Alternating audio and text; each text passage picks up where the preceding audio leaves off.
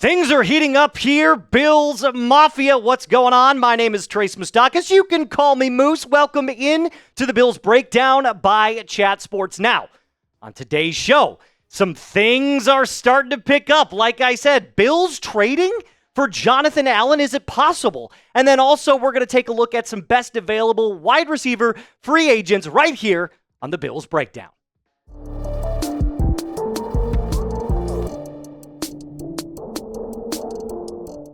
So the Washington Commanders have given Jonathan Allen permission to seek a trade. And this is kind of like something that dropped yesterday morning while I was driving in on my way to work. I actually got the news notification while I was stuck in bumper-to-bumper traffic. And I got this from Jonathan Jones. Here's what it says. Sources to NFL on CBS claim that the Washington Commanders have granted two-time Pro Bowl defensive tackle Jonathan Allen permission to seek a trade. And the first thought that came to my mind was, ooh, that must mean that they're making a big play for a star pass rusher, right? Myles Garrett. But that's a different topic for a different day. And looking at kind of what Jonathan Allen produced last year in 2024, look, he only played in 8 games. It was very meh. In fact, probably below meh. A 56 PFF grade. Now, I realize PFF is not the end-all, be-all of what a player has done or their production value. But last year just wasn't himself. And I think when you combine that plus the fact that there is a player like Myles Garrett and other edge rushers that could potentially fulfill his spot, this is probably something that Washington is like, hey, yeah, thank you for your time, but if we have you, we're probably going to ask you to take a little bit less money, and that's why we're offering you the opportunity to trade. So the Buffalo Bills come in, and they could say, yes, hello, please, thank you very much, because as we all know, stopping the run last year was one of the Bills' biggest points of contention. And that's why I honestly believe that Allen is a perfect fit in Buffalo. We've been talking all, prior to the NFL draft coming up here in just a couple of months, how Buffalo needs to attack the defensive line, how they need to get after the quarterback and plug holes to stop the run.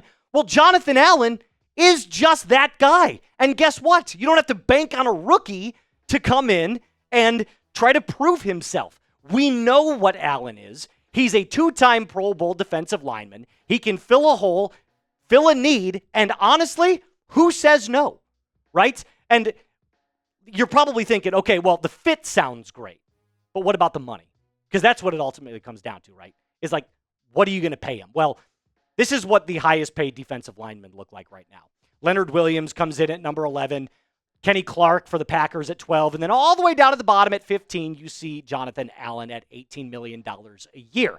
Now, is that a little high for what he did last year? Probably. But I'm honestly in the camp of, should you overpay for a player if you're knowing what you're getting from him? And exclude the 56 PFF grade, right? Like, I honestly think with a full season, Allen's going to be far better than that. Now, is he going to be the player that he once was a couple years ago? Yeah, probably not in like 2021 status. But if you can get 80% of what Jonathan Allen used to be, I think that is a guaranteed, bona fide trade. Let's get him to Buffalo. So, do you want to trade for Jonathan Allen? It should say trade on there. That's my bad. Type Y for yes. Type N for no. I want to see as many replies to the pinned comment as possible. I think yes. I think you would say yes as well. But if not, tell me why in the comment section. All right, moving on forward in today's show. Some best available wide receiver free agents. Now, we did just get the breaking news yesterday about Khalil Shakir and how he is locked up for the next 4 years with an extension into Buffalo through the 2029 season. He did sign a 4-year, $60.2 million guaranteed with $32 million guaranteed. $60.2 million contract, $32 million guaranteed. And I said yesterday, if you tuned into the show, he absolutely deserved the contract, right? Like, no doubt in my mind, he was 100% deserving of it based on his production in 2024. And if you look at the Bills wide receiver room, Khalil Shakir being your wide receiver 1, I was thinking about it yesterday.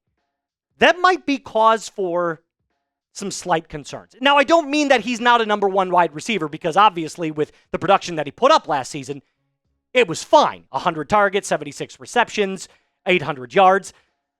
But you can't honestly tell me that Khalil Shakir, being your bona fide solid number one, is the move to go. And with Amari Cooper being a free agent and his production last year, I think it's time to move on from him.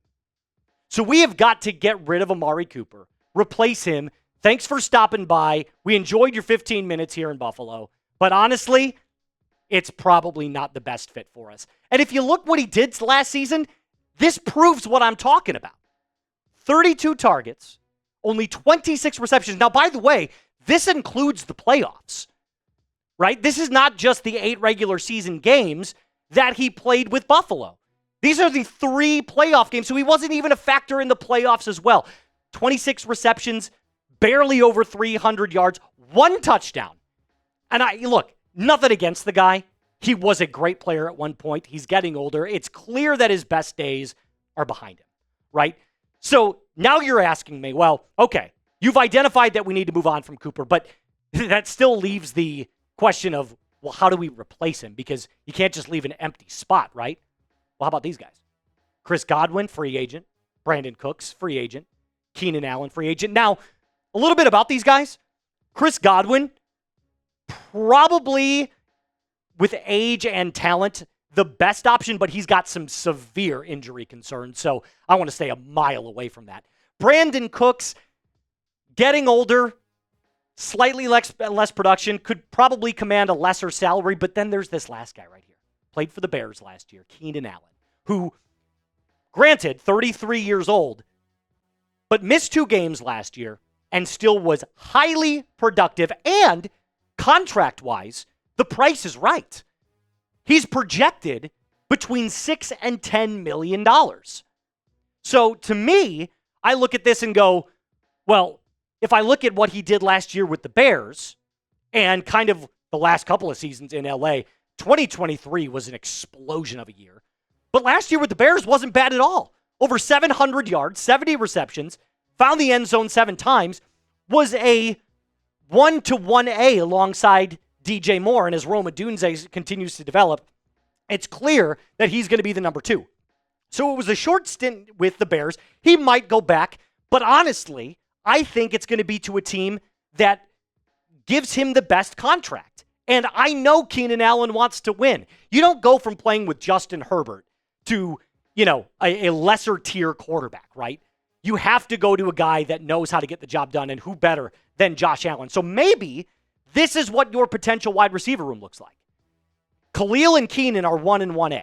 I don't think you can give either one of those guys a solidified number 1 role, because they kind of play both out of the slot. So why not just call them 1 and 1A? Then Keon Coleman, I really think, is going to take the next step next year. Curtis Samuel, solid number 3 wide receiver, journeyman wide receiver in the NFL. Would love to have him on any team as a wide receiver 3. Can't be anything higher than that. So tell me this. If you like those potential wide receiver starters, and you're thinking, Keenan Allen's a good fit, but there might be somebody better, then let me know. Drop a name of a wide receiver you'd like to sign in free agency, whether that be Keenan Allen, Chris Godwin, Brandon Cooks. T. Higgins is a pipe dream. I mean, I'd love to see it, right? We'd all love to see T. Higgins, and I think immediately the Bills' Super Bowl odds with a T. Higgins signing shoot way up. But I think we have to look at this logistically and say, for the right price plus production, who are we going to get? We can't just throw money at a player for the sake of throwing money at him. We have to kind of deep dive into what have they done for me lately and what are they going to command in 2025. And that's going to do it for today's show. Let me know what you thought about today's show, and give it a like, give it a share, send it to a Bills fan that you know, and make sure to hit that big red subscribe button. You know it's free. We will see you next time. Until then, be cool.